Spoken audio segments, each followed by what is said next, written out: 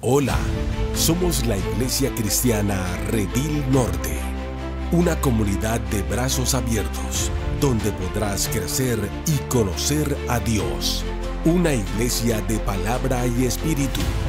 Nuestro principal propósito es exaltar a Jesús, aprendiendo de su palabra para tener un carácter como el suyo. Ve y llama a tu familia para que juntos adoremos a Jesús. Sean todos bienvenidos. Muy bien, iglesia, muy bien.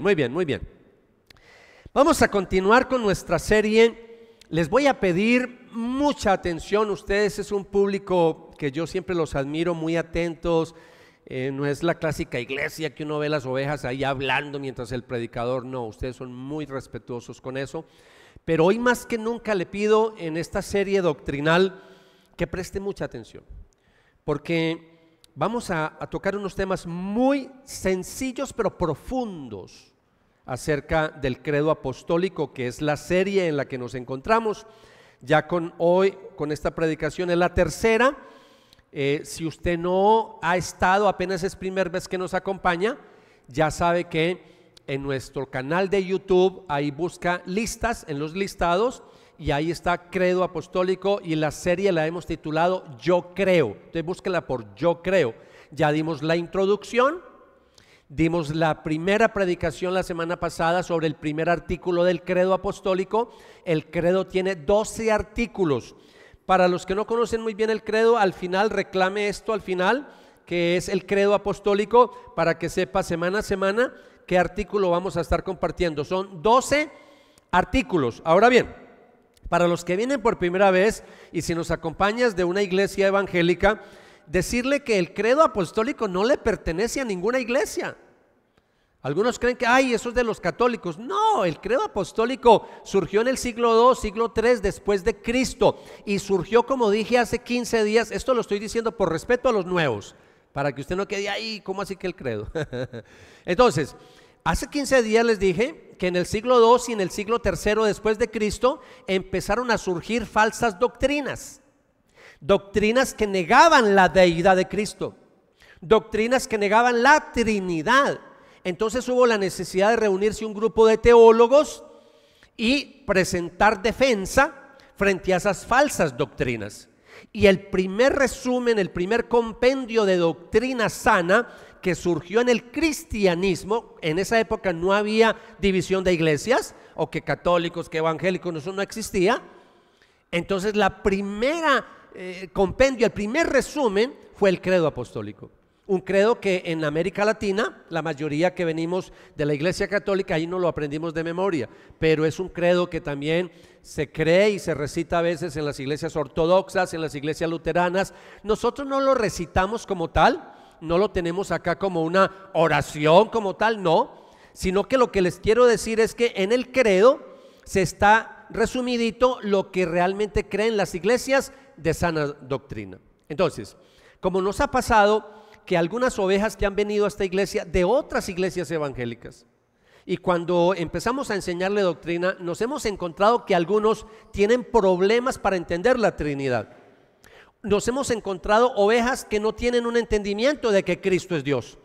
Entonces nos vimos en la necesidad de tomar esta serie para sentar unas bases y que todos hablemos el mismo idioma. Por supuesto que nosotros basamos todas nuestras enseñanzas en la palabra de Dios. Somos una iglesia bibliocéntrica, cristocéntrica, somos bautistas, pero la mayoría de las denominaciones no tenemos ningún problema con el credo apostólico. En algunos detalles del credo yo sí voy a hacer algunas correcciones, pero téngame paciencia semana a semana.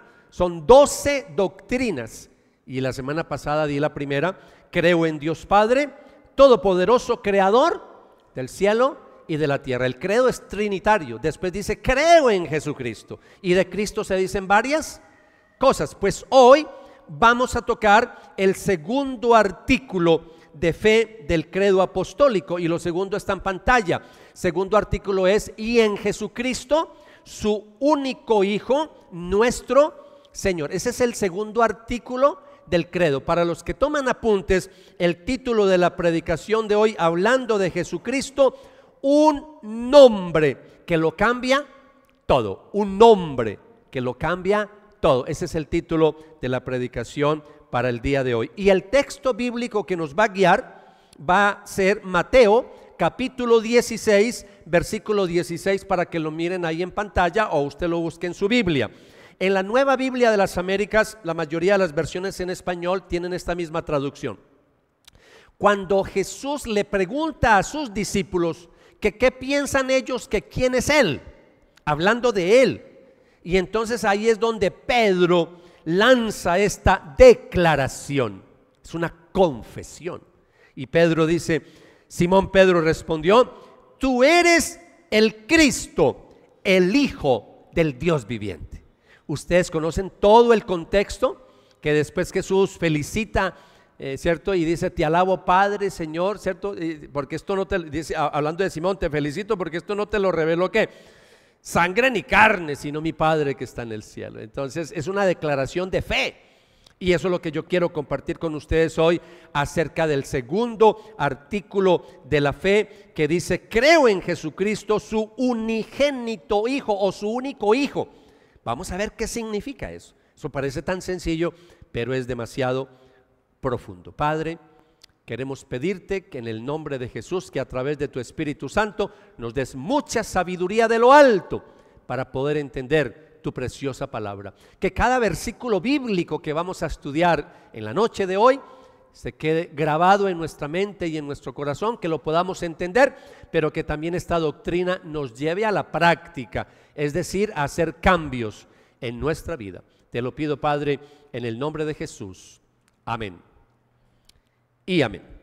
Bien, les decía la semana pasada que tuviéramos, y hace 15 días lo dije, un poquito de paciencia con este tipo de enseñanzas, porque estamos en una serie que todos los años por esta época tomamos como un mes, 2 meses de doctrina en nuestra iglesia, y lo hemos titulado Iglesia Reformada, siempre reformándose. Muchas iglesias evangélicas casi no enseñan doctrina, y si la enseñan por allá a un grupo selecto, pero no lo hacen desde el púlpito, ¿cierto? Porque a veces la doctrina, yo entiendo, se vuelve un poquito ladrilluda, pesada, pero voy a tratar de hacerlo de una manera que no se te haga pesado esta doctrina, y sobre todo que al final vamos a ver cómo relacionar esto con nuestra vida, que tiene que ver uno querer estas cosas con uno en el día de hoy, ¿vale? También les decía la semana pasada que hoy en día nuestros jóvenes están siendo bombardeados en las universidades por el escepticismo, el agnosticismo, el ateísmo, gente que no cree en Dios, que no creen en Jesucristo, que Él es Dios, etcétera, etcétera. Tenemos que aprender este tipo de enseñanzas para poder orientar a nuestros hijos, a nuestros nietos, a nuestros sobrinos, a nuestra familia. Usted tiene que tener argumentos para poder defender la fe. Dios no necesita que lo defendamos, pero Él nos ha pedido que nosotros defendamos las Sagradas Escrituras, que presentemos defensa ante todo aquel que demande de pronto explicación de parte de nosotros. Voy a seguir como el mismo bosquejo de las semanas anteriores. Entonces lo primero que quiero compartir con ustedes en el día de hoy es qué confesamos con este artículo de la fe. Cuando yo digo creo en Jesucristo, ¿qué es lo que estoy confesando con esa palabra? Cuando digo creo en Jesucristo, su único Hijo, nuestro Señor, ¿qué digo? ¿Qué confieso con eso? Bueno, es algo sencillo. Usted dirá, no, eso todos lo sabemos. No, venga, vamos a ir despacio. Yo quiero que todos hablemos aquí el mismo idioma y no dar por sentado que usted lo sabe. Entonces voy a decir cosas que yo lo dije ahora, esto es como Nacho Lee, esto es coquito, es decir, es una doctrina muy sencilla, pero créame, no es tan sencilla. Hay profundidad en lo que vamos a estudiar en la noche de hoy. Lo primero, cuando decimos y en Jesucristo su único Hijo, nuestro Señor, no estamos repitiendo algo por repetir, sino que estamos haciendo unas confesiones. Lo primero que confesamos, mire ahí por favor en pantalla, ¿qué confieso yo? Lo primero que confieso es que Jesús es mi Salvador, lo confieso como el Salvador. ¿Y qué significa la palabra Jesús? Yo no voy a profundizar mucho porque la mayoría de ustedes ya saben esto.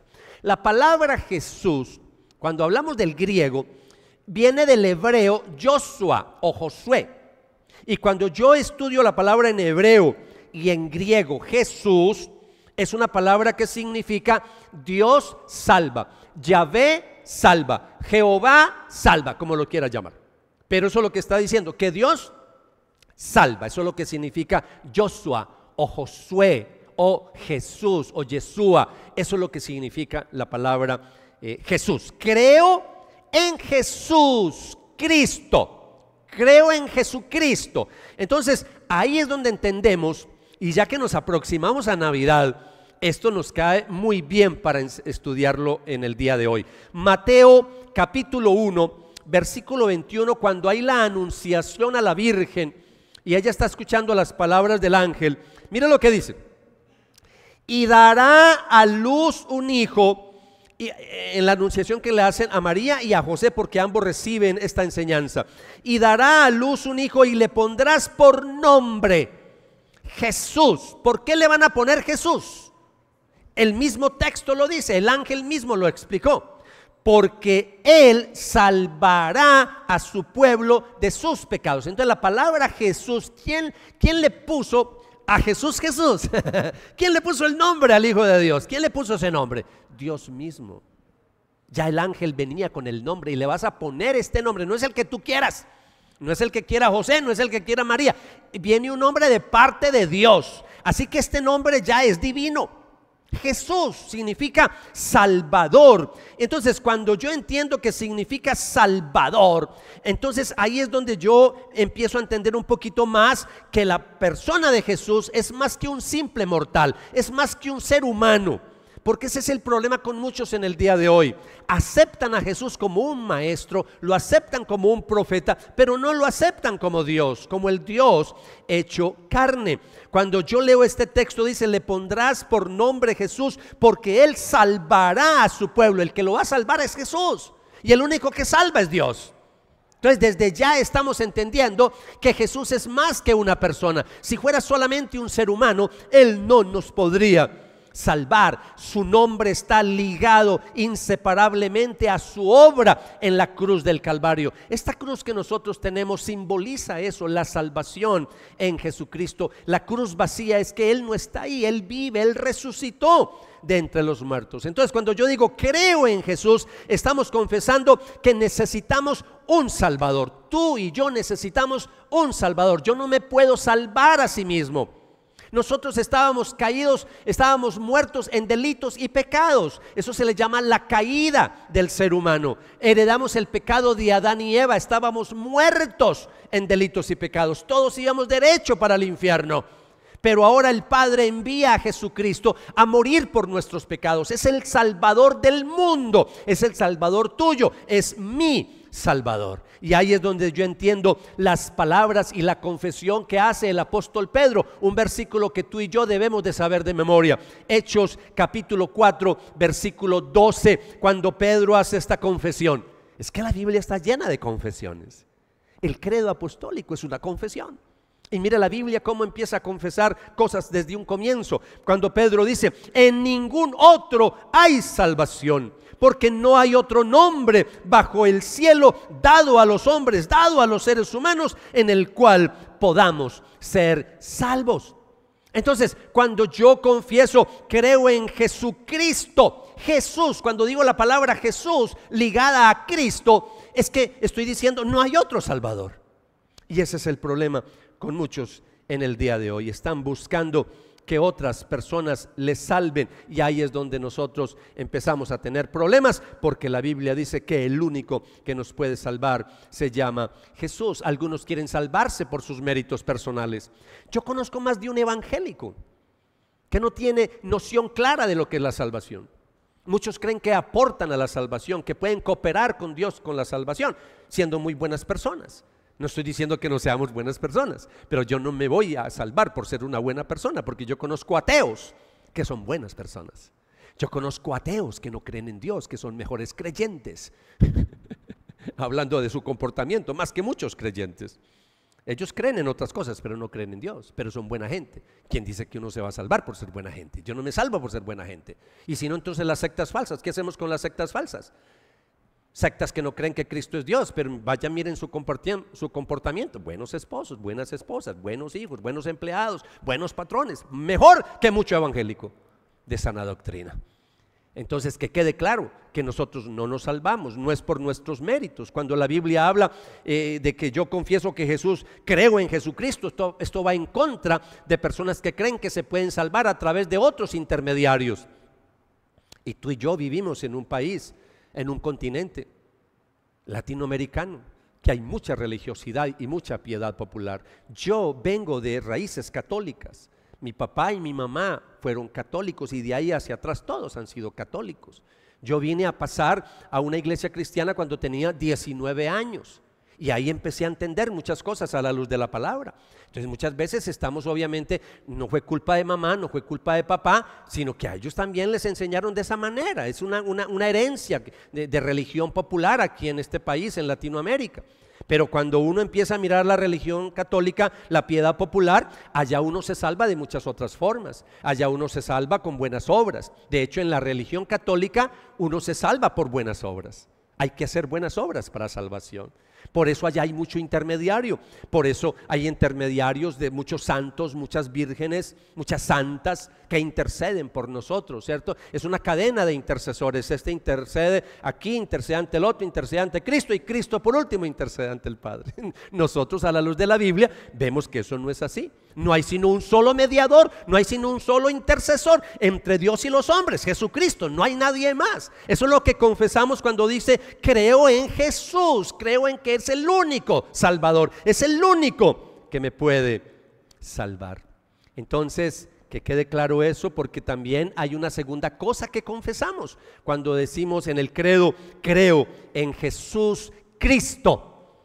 La palabra Jesús ya vimos que es un nombre que significa Salvador, pero ahora nos encontramos con otra palabra, nos encontramos con Cristo. Y a veces mucha gente menciona Jesucristo y no sabe lo que significa Jesucristo.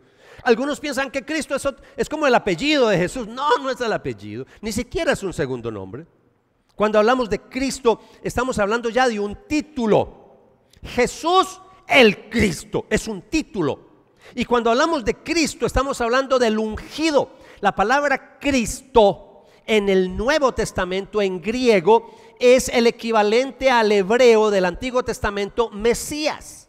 Entonces, decir que Jesús es el Cristo es decir, Jesús es el Mesías prometido del Antiguo Testamento.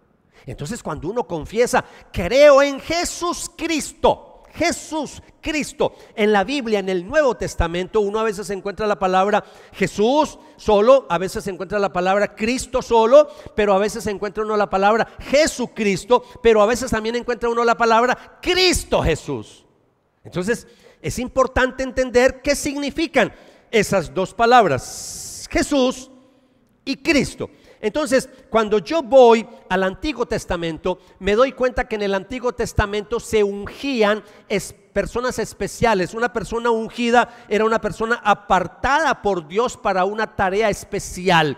Y habían tres clases de personas que se apartaban para tareas especiales en el Antiguo Testamento, hablando de los profetas, hablando de los sacerdotes y hablando de los reyes. A ellos, cuando se les separaba para una tarea especial, se les derramaba bastante aceite sobre la cabeza, y ese aceite sobre la cabeza era una ceremonia que se hacía pública. Era una forma de decir: esta persona ha sido apartada, ha sido separada para el ministerio. Hoy en día hacemos algo parecido cuando ordenamos a un pastor, cuando nombramos a un pastor para el servicio de la iglesia.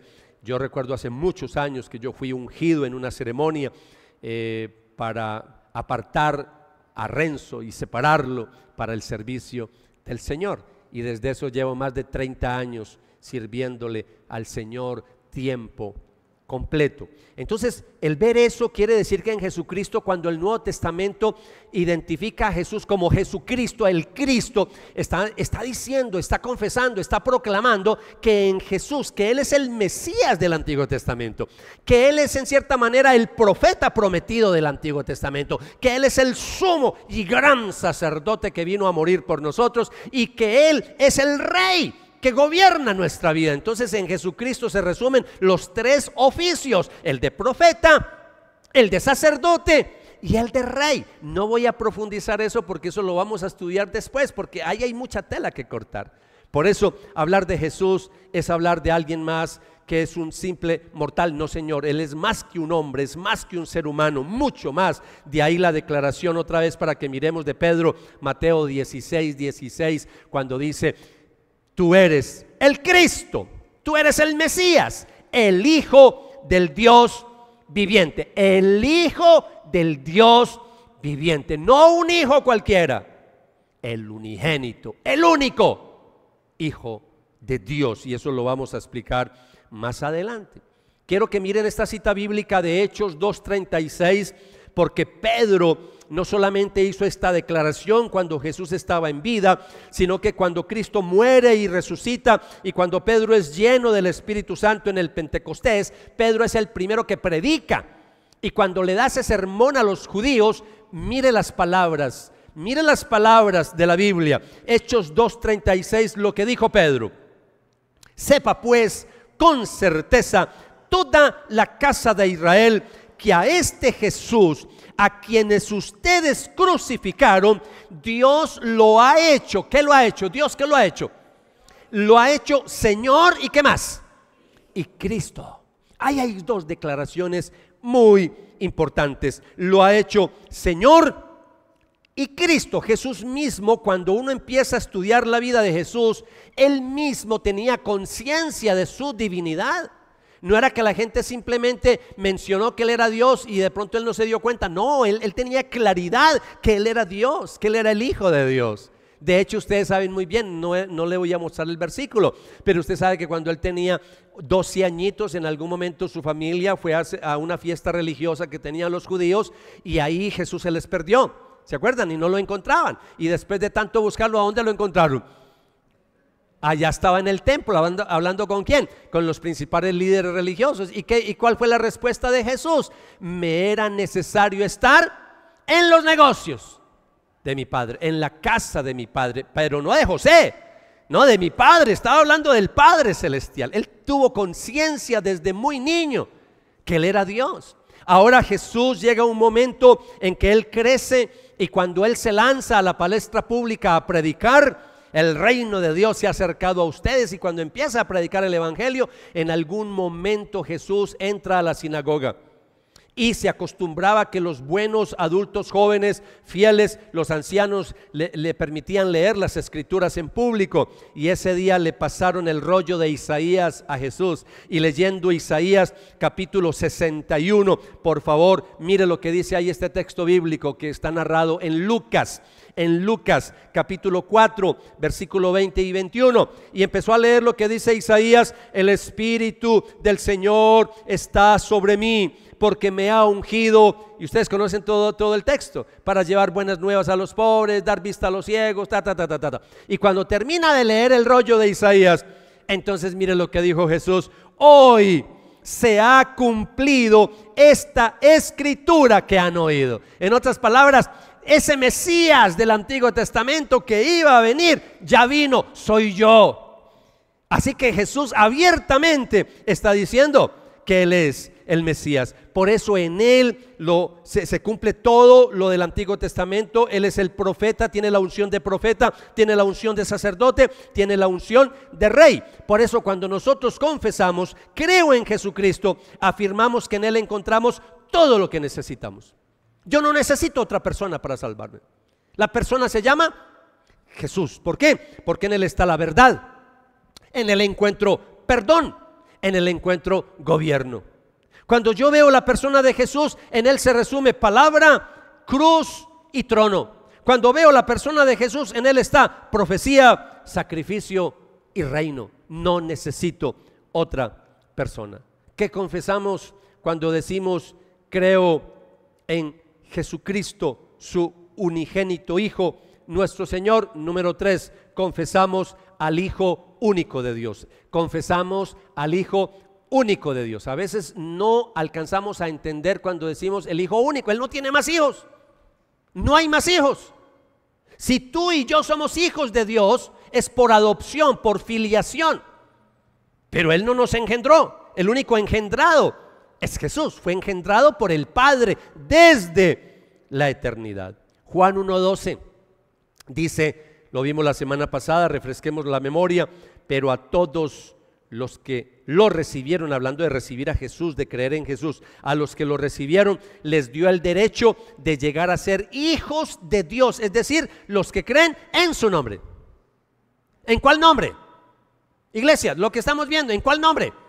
Jesucristo. Los que creen en el nombre de Jesucristo, es decir, que reconocen que Él es el Salvador, que reconocen que Él es el ungido, que Él es el Mesías del Antiguo Testamento, esos son los que son salvos. Así que tú y yo venimos a ser parte de la familia de Dios, pero a través de Jesucristo.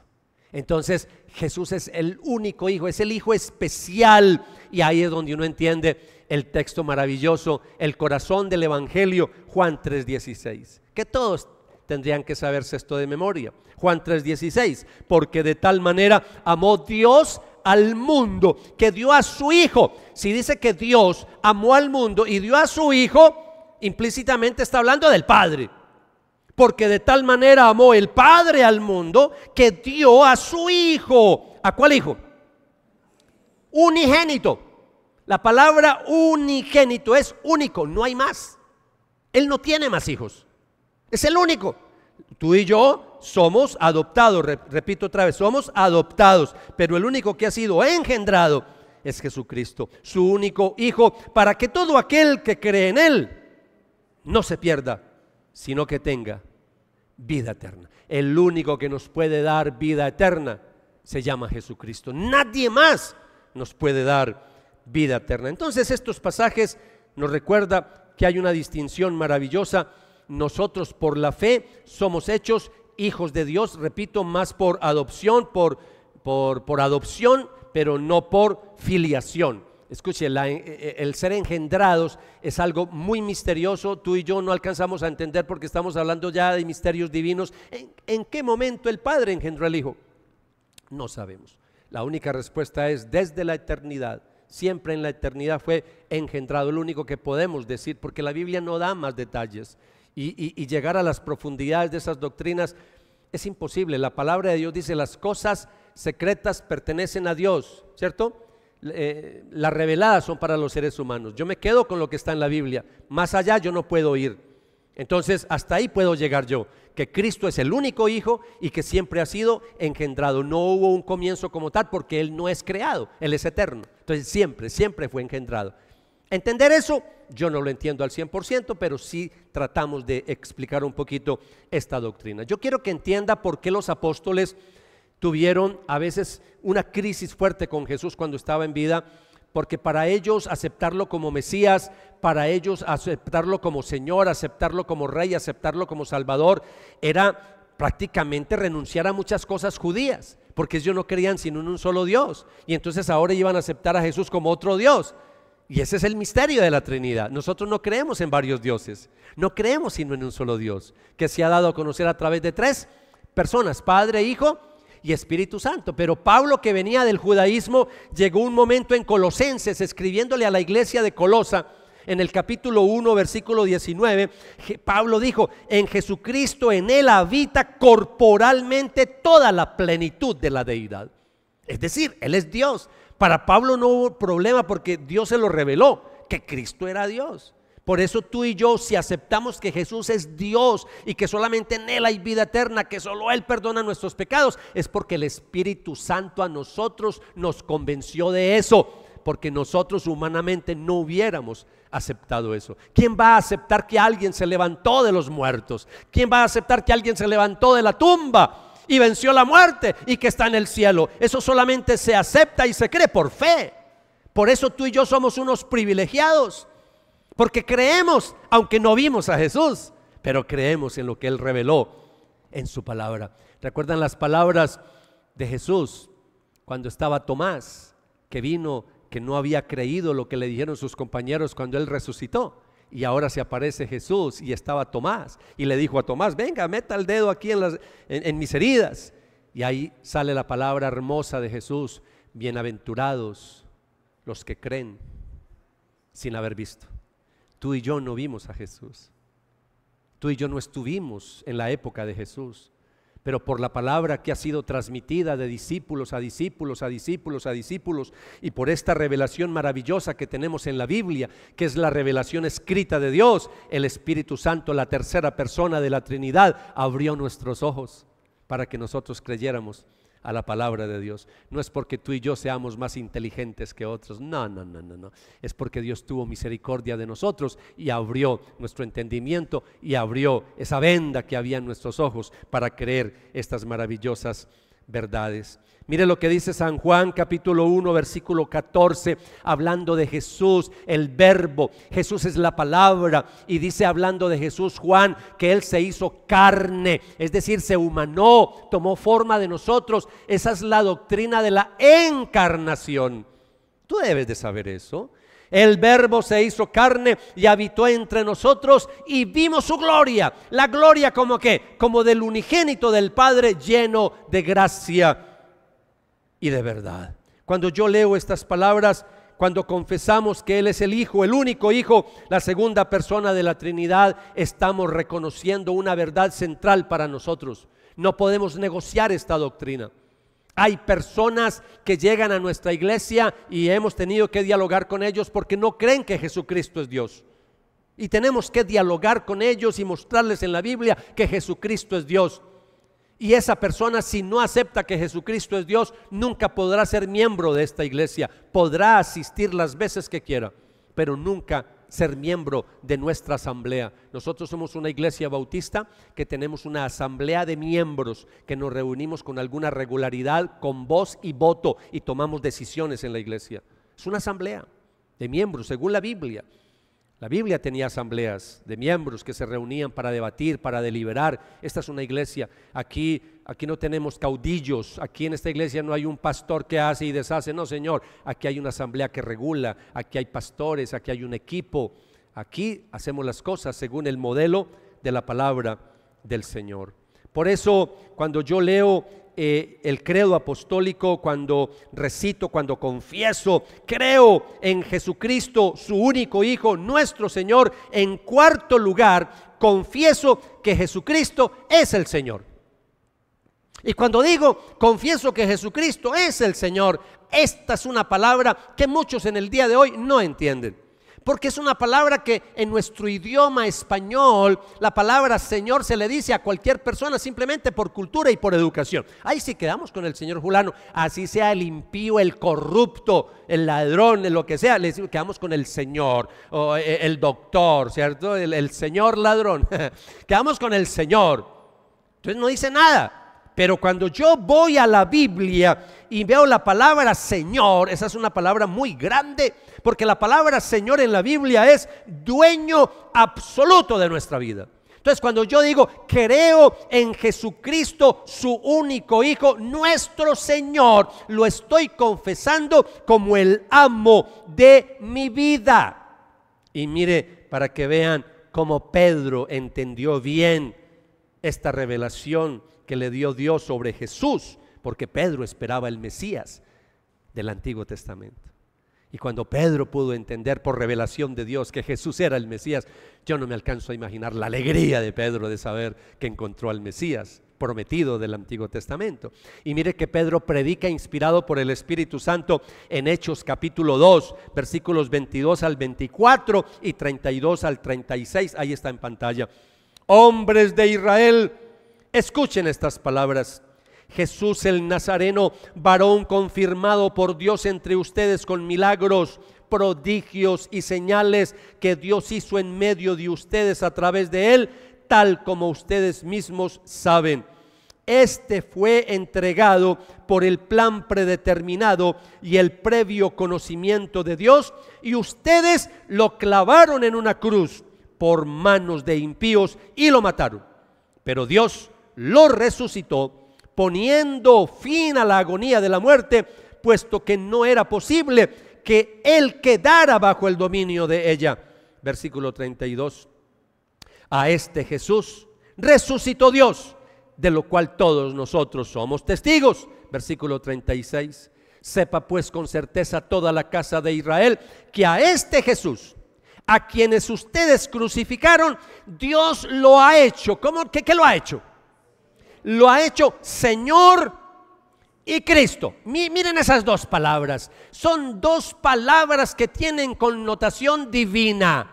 No son palabras cualquiera. Ya les expliqué lo de Cristo, pero aquí viene la otra. Dios lo ha hecho Señor. La palabra Señor en latín, de donde viene nuestro idioma español, en el latín la palabra Señor, Dominos, esa palabra tenía que ver con dueño, dueño absoluto, el dueño. Se hablaba para el dueño de esclavos, hablando del latín. Pero cuando voy al griego, cuando voy al Nuevo Testamento, es Kyrios. Y el nombre Kyrios, ese título es divino. Ese título tiene que ver al Señor del Antiguo Testamento, a Yahvé del Antiguo Testamento, al dueño de nuestra vida. Entonces decir que Jesús es el Señor equivale a decir Él es Yahvé, Él es Dios del Antiguo Testamento. Es darle connotación divina. Por eso los primeros discípulos de Jesús tuvieron muchos problemas con el Imperio Romano. Cuando Cristo muere, ustedes saben que los emperadores se creían dioses en la tierra. Y muchos de esos emperadores se declararon que ellos eran divinos en la tierra y habían que saludarlos como el Kyrios, el Señor, reconocerlo como el Señor. Y los discípulos no lo confesaban como el Señor, los discípulos fieles, los obedientes. Y muchos de ellos fueron torturados, fueron tirados al circo romano, fueron aún asesinados de las cosas más horribles que ustedes no se alcanzan a imaginar, simplemente buscando una confesión. Y ellos decían, el único Señor para nosotros se llama Jesucristo. La palabra Señor, yo quiero que entienda entonces, tiene connotación divina. Creo que Jesucristo es el Señor. Ahí estamos hablando de reconocer que le pertenecemos completamente a Él, que Dios es nuestro dueño, que Cristo es nuestro dueño, que Él es nuestro Rey y que Él tiene todo el derecho de gobernar sobre nuestra vida. Así que confesar que Jesús es el Señor es una cosa muy grande que yo espero que poco a poco lo vaya asimilando en la noche de hoy. Hasta aquí, iglesia. Pregúntele al que está al lado, dígale, ¿cómo vamos con esta doctrina? ¿Cómo vamos con este sermón? Pregúntele.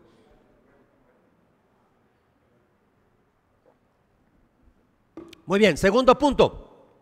Si está tomando apuntes, mi segundo punto es, ¿qué combatimos con este artículo del credo? Ya les mostré qué confesamos.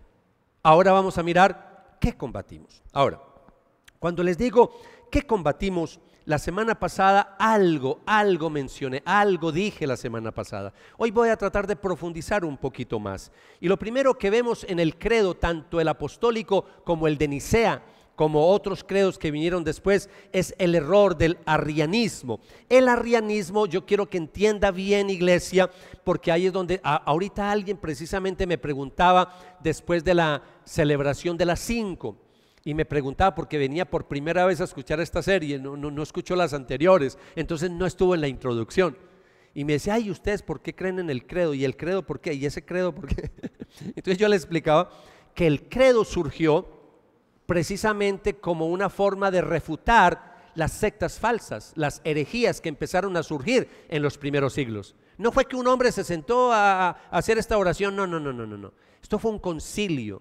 Fueron muchos teólogos que empezaron a decir, venga, hay un hombre, un teólogo llamado Arrio, un presbítero de Alejandría, y él está enseñando que Cristo no es Dios. Está enseñando que Cristo fue creado.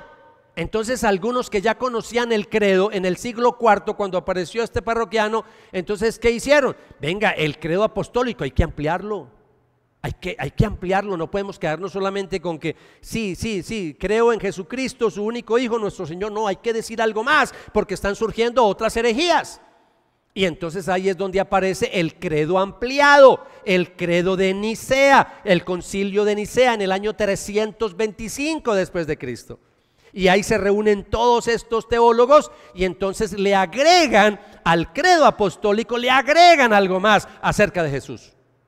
Y ahí es donde, si usted participó en algún momento o usted es católico y participa de la iglesia católica, de las misas, ahí es donde viene en algunas parroquias que no se enseña el credo apostólico sino el de Nicea, dependiendo del sacerdote cuál le gusta más, si el cortico, si el credo corto o el credo largo. El credo largo es el de Nicea.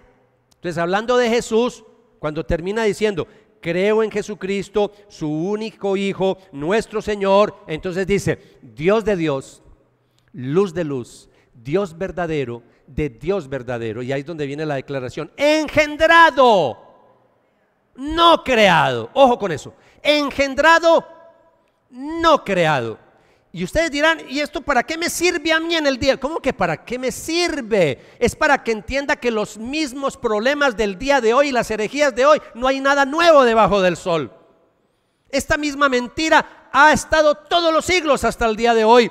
Surgió por allá en el siglo XVIII, XIX, una de las sectas que se ha propagado de la cosa más impresionante en el mundo: los testigos de Jehová. Hoy en día los ves tú en las esquinas de las unidades y uno dice: Dios mío, esta gente me la encuentro por todos lados. Primero era tocando las puertas, ahora no es solamente tocando las puertas, ahí saliendo de la unidad, ahí están las dos señoras, ahí está el señor, ahí están, siempre los vemos por todos lados, propagando una doctrina que enseña que Cristo es creado.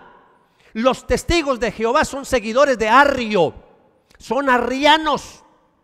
Y usted dirá: ay, yo no sabía. Pero es que para eso estamos estudiando doctrina. Usted con las enseñanzas que va a recibir en nuestra iglesia va a poder sentarse con un testigo de Jehová y sacarlo del error. Porque si Cristo fue creado, Él no puede salvarnos. Si Cristo es creado, Él no puede ser mi Salvador, no puede ser mi Salvador. Pero no, la Biblia dice que Él es el creador. La Biblia dice que Él es el Dios hecho carne, engendrado, no creado, de la misma naturaleza, de la misma esencia que el Padre. Entonces esa declaración quedó plasmada en el credo de Niceno, que hasta hoy sostiene la fe de la iglesia frente a muchos ataques como la de los testigos de Jehová en la actualidad. Hay otra herejía que surgió en los primeros siglos que se le llamó el adopcionismo. El adopcionismo también tenían problemas para entender algunas personas la Trinidad. Entonces, como no entendieron la Trinidad como Arrio, porque lo que estaba haciendo Arrio era tratar de entender de que creíamos en un solo Dios, pero que Cristo no era Dios, era para poder entender en cierta manera cómo definir a Dios. Pero la embarró, terminó diciendo una herejía.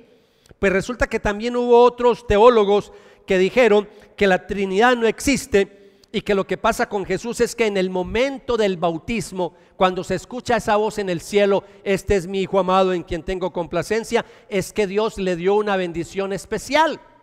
Y por eso se le llama así, adopcionismo. Lo adoptó en ese momento del bautismo para una tarea especial. Pero no tiene connotación divina, no es eterno, no es creador.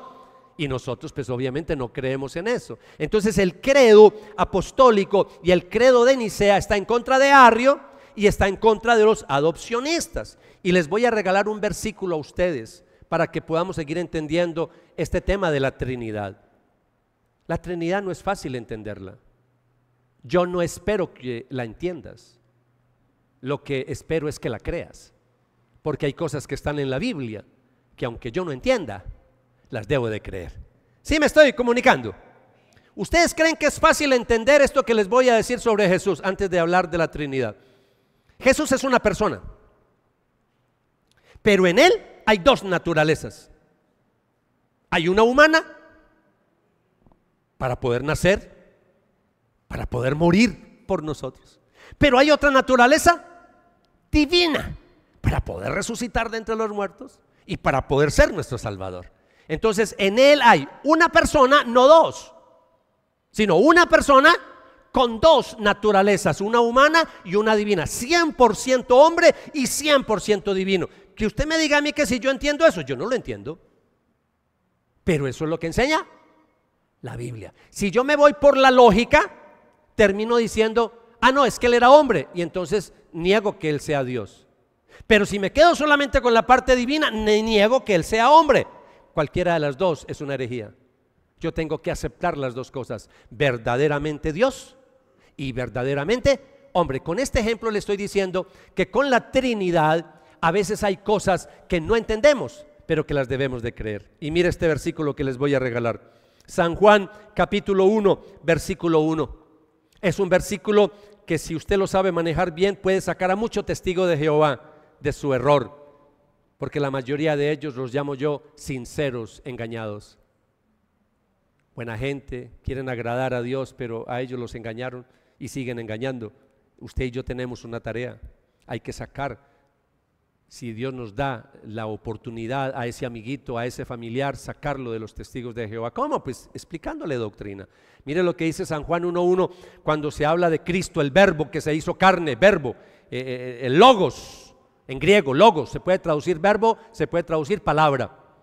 Y mire lo que dice, en el principio, es decir, desde la eternidad, muy parecido como empieza Génesis, en el principio creó Dios los cielos y la tierra.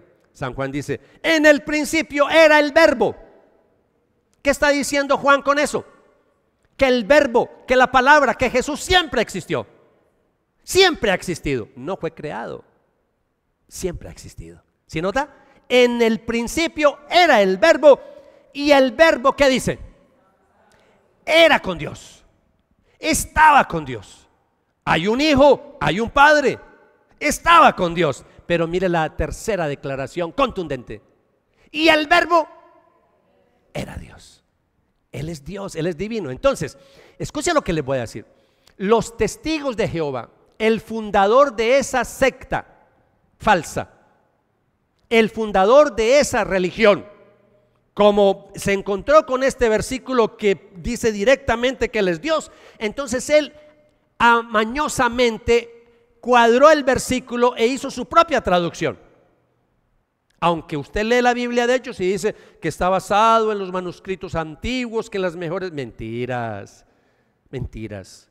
Ese versículo, la Biblia de Hechos se llama la traducción del Nuevo Mundo de las Sagradas Escrituras. Mencionaba yo ahora los de las 5 de la tarde, como yo soy de Shakira para atrás, a mí me tocó la Biblia de Ellos verde. Uno veía una Biblia verde, por ahí va un testigo de Jehová.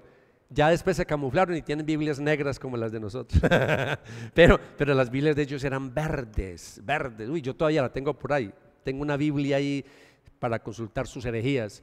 Y en esa Biblia, cuando tradujeron esto, lo tradujeron mal. Claro, porque ellos no podían traducirlo como está acá. Entonces las Biblias católicas, protestantes, evangélicas, no tienen problema en traducirlo así. Y el verbo era Dios. ¿Sabe cómo lo traducen ellos? Y la palabra era, pues lo mismo que el verbo, y la palabra era, y el verbo era un Dios en minúscula, un Dios. Es decir, para afirmar que hay muchos dioses, que hay muchos hijos de Dios.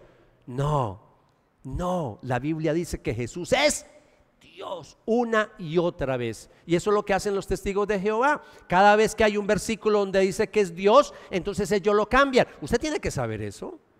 Usted no le tiene que dejar eso solo a los pastores para que expliquen doctrina. Usted tiene que aprender en la iglesia y aquí te vamos a enseñar. Y ya lo estoy haciendo, te estoy dando herramientas para que te puedas defender.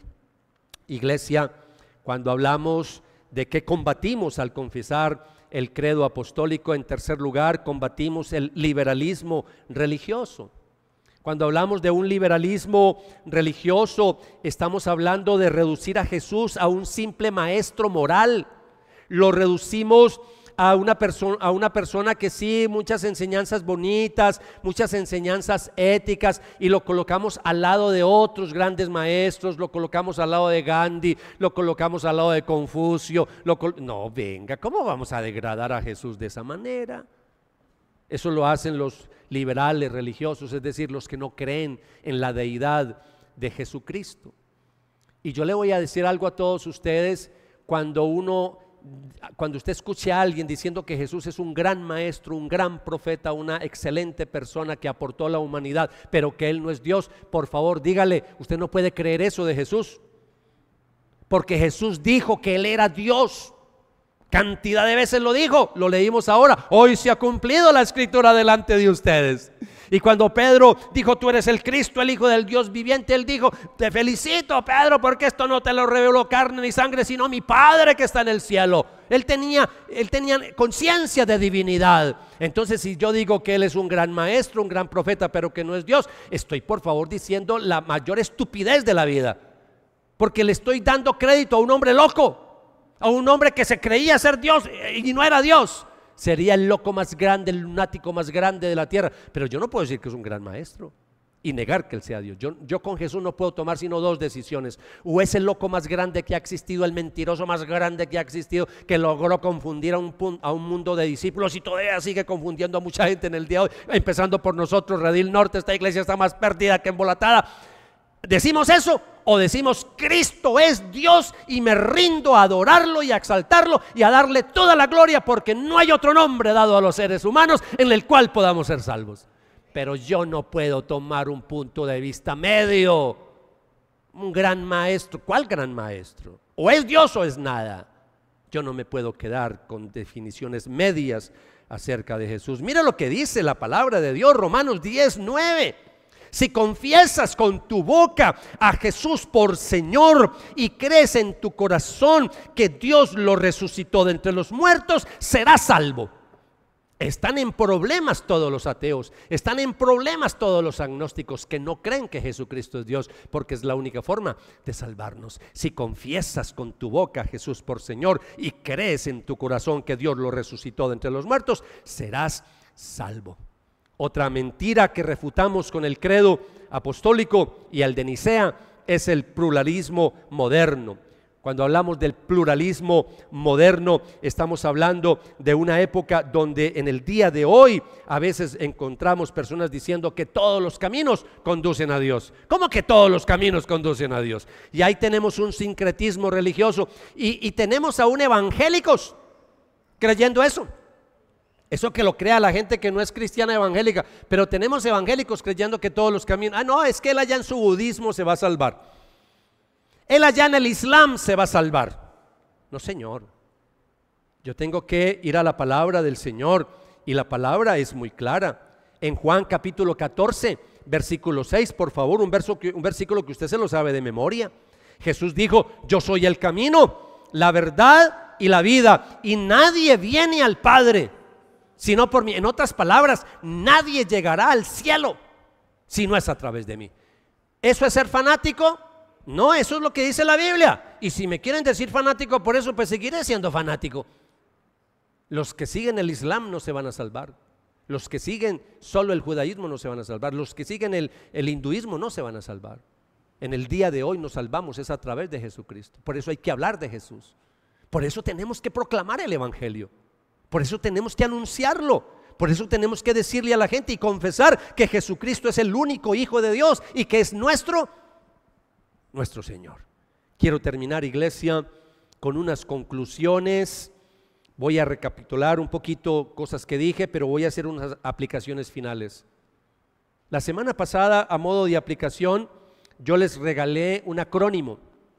Ustedes saben que me gusta cómo te lo enseño para que siempre lo recuerdes. ¿Cuál fue la palabra que le regalé la semana pasada de aplicación? Padre. Estábamos hablando del Padre. Pues ahora le voy a regalar otra palabra. La palabra que le voy a regalar es hijo. Hijo. Si es para mí, díganle que no estoy, que estoy predicando. Entonces, hijo. Hijo. La palabra que nos vamos a memorizar hoy es hijo. Son varias letras y con cada letra voy a decir algo para resumir, pero también para aplicar. La H, vamos con la primera letra. Hijo único de Dios. Él es el único Hijo, Él es nuestro Señor. Creer en Jesús así como el único Hijo es reconocer su divinidad, es reconocer su señorío sobre nuestra vida. Y yo quiero que este texto, cada vez que lo lea en Filipenses capítulo 2, lo pueda entender mejor. Filipenses 2:11, y toda lengua confiese que Jesucristo es Señor, para gloria de Dios Padre. Yo quiero que vea que no es simplemente recitar algo, no, es confesarlo con nuestro corazón. Cuando yo digo que toda lengua confiese que Jesucristo es el Señor, ese es el artículo del credo apostólico, el segundo artículo. Por eso no es que nosotros estamos depositando nuestra fe en el credo, no, nuestra fe está en la Biblia, pero estamos diciendo que el credo está basado en la Biblia. Por eso es un buen resumen, es un resumencito de la doctrina cristiana. Número 2, segunda letra, la I de hijo, identidad divina y señorío. Ya lo dijimos, ya lo expliqué, pero voy a regalarles un versículo bíblico, porque los que rechazan esas herejías que hay en el día de hoy, que rechazan la divinidad del Señor, que rechazan que Él es el Cristo, venga, mire que la Biblia es muy radical. Primera de Juan 2:22, por favor, preste la atención a ese versículo. Dice: ¿quién es el mentiroso? Sino el que niega que Jesús es el Cristo. Ese es un mentiroso. Y dice: este es el anticristo, el que niega al Padre y el que niega al Hijo. Ese es el misterio de la divinidad. Creer que un Padre celestial envió a su único Hijo a morir por nosotros. Ahí hay dos personas, pero es un solo Dios. Ese es el misterio de la Trinidad. Número 3, la tercera letra. Cuando miramos la J, quiero decirles que aquí hay un juicio en la declaración del credo, hay un juicio al error, a la incredulidad, porque el credo nos corrige cuando intentamos vivir una vida a nuestra manera. Iglesia, présteme atención. Si hasta el momento esto que yo he predicado se le ha hecho difícil de entender y para algunos un poquito enredado, pues yo quiero que le preste atención, porque si le queda claro lo que voy a decir de aquí en adelante, ya se salvó el sermón. Me doy por bien librado que esto que voy a decir sí me lo va a entender. Preste atención. Cuando yo digo que Jesucristo es el Señor, cuando yo con mis labios digo: sí, yo creo en Jesucristo, yo creo que es el Señor, venga, usted tiene que entender que lo que tú estás diciendo es que tú le estás rindiendo toda tu voluntad, tus decisiones. Tú estás diciendo: Señor, no voy a hacer nada que no sea de tu aprobación, porque tú eres mi dueño, tú eres mi amo, tú eres mi rey, tú eres mi Señor. No voy a hacer nada que no sea de tu agrado. Estoy en esta tierra solo para agradarte. Wow. Dice: ¿qué? Sí, eso significa. Si tú vives de cualquier manera, si tú vives en pecado, entonces Cristo no es tu Señor. Porque si fuera tu Señor, estarías rendido en obediencia. Estarías viviendo en santidad. Estarías todos los días: Señor, quiero solamente hacer tu voluntad. Así como Jesús decía: mi comida es hacer tu voluntad, hablando del Padre Celestial. Y ahí tenemos un texto bíblico para confrontar la iglesia en el día de hoy. Lucas capítulo 6, versículo 46, cuando Jesús dijo a esas multitudes que lo confesaban de labios para afuera. ¿Recuerdan cuando Jesús dijo: esta gente, este pueblo me honra de qué? ¿Cómo dijo él? Citando a Isaías: de labios para afuera me honran, pero de nombre, de palabras, pero su corazón está ¿qué? Lejos, lejos de mí. Y mire la palabra de Jesús: ¿por qué ustedes me llaman Señor, Señor, y no hacen lo que yo digo? Por eso decía, si no me entendió nada de lo que dije, ay, yo no entendí eso de los arrianos, me sonó como marranos, algo así, arrianos, que adopcionismo. Si no entendió eso, no importa, pero que entienda que usted está llamado a obedecer a Jesucristo si lo confiesas como tu Señor. ¿Estamos bien con eso, iglesia? Ahora, tengo que avanzar y no me puedo quedar ahí solamente. Yo tengo que terminar con el acrónimo, y en ese acrónimo quiero enseñarle algo, y es obediencia de los discípulos. Este versículo que acabo de leer: ¿por qué ustedes me llaman Señor, Señor, y no hacen lo que yo digo?, me lleva a este versículo, y quiero que desde ya esté orando, porque quiero llevarlo a un momento de oración, y es la obediencia de los discípulos. Confesar a Jesús como Hijo, confesarlo como Señor, como Salvador, no es solamente doctrina, esto es un estilo de vida. Yo tengo que mostrar que soy un hijo de Dios, que se vea, que se note, porque es que las iglesias evangélicas están llenas de religiosos, de gente que no quiere agradar, a excepción de los que vienen a Redil Norte y los que vienen a las 7 de la noche, que ya no va a ser a las 7, ya no. Ya de aquí en adelante me va a tocar decir los que vienen a las 5. A las 5. Entonces, iglesia, quiero mostrarles un pasaje bíblico para que vea cómo Jesús confrontó a los discípulos.